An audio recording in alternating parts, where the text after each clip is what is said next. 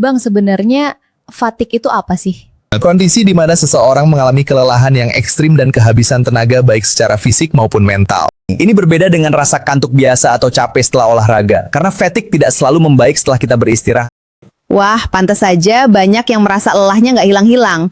Terus penyebabnya apa aja, Bang? Pertama, penyebab paling umum, tidur yang buruk, terlalu banyak atau justru kurang berolahraga, dehidrasi, hingga makan rendah nutrisi. Selain itu, stres emosional akibat beban kerja atau masalah keuangan juga masuk di poin pertama ini karena memicu stres.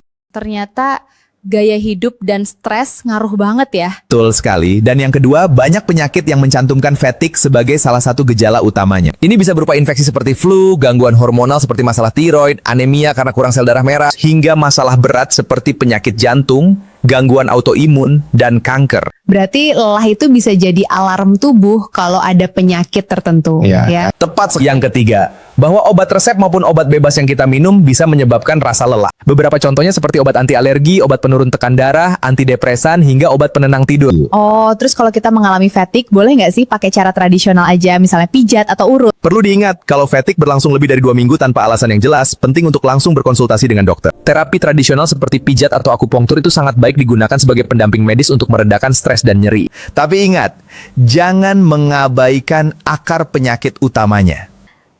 Contohnya seperti apa tuh, Bang?